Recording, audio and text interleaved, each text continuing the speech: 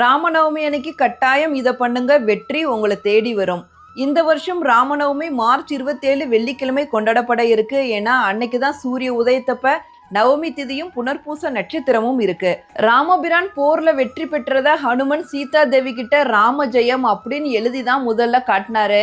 ராம ஜெயம்னா ராமர் வெற்றி பெற்றார் அப்படின்னு அர்த்தம். நம்மளும் வாழ்க்கையில வெற்றி பெறணும்னா ராம நவமி அன்னைக்கு ராமபிரான் முன்னாடி உட்காந்து 108 தடவை ஸ்ரீ ராம ஜெயம் எழுதுங்க. வெற்றி உங்களை தேடி வரும். எங்கெல்லாம் ராமநாமம் ஒலிக்கிறதோ அங்கெல்லாம் ஹனுமன் நிறைந்து இருப்பாரு. ராமநவமி அன்னைக்கு உங்களால முடிந்த வரைக்கும் ராமநாமத்தை உச்சரிங்க. ராமபிரான் காட்டுல இருந்தப்ப பானகம், நீர்மோர், பாசிப்பயிறு இதுதான் விரும்பி சாப்பிட்டதாக புராணங்கள் சொல்லுது. அதுலயும் பானகம் அவருக்கு ரொம்ப பிடித்த உணவு. ராமநவமி அன்னைக்கு கட்டாயம் பானகம் படைத்து ராமபிரானை வழிபடுங்க. அவருடைய மனம் குளிர்ந்து உங்களுக்கு வேண்டிய வரங்களை கொடுப்பாரு. ராமபிரான் அவதரித்த ராம நவமி அன்னைக்கு ராமரை வழிபாடு செய்யறது மட்டும் இல்லாம அவரை மாதிரி ஒழுக்க சீலராகவும் வாழ்வோம்.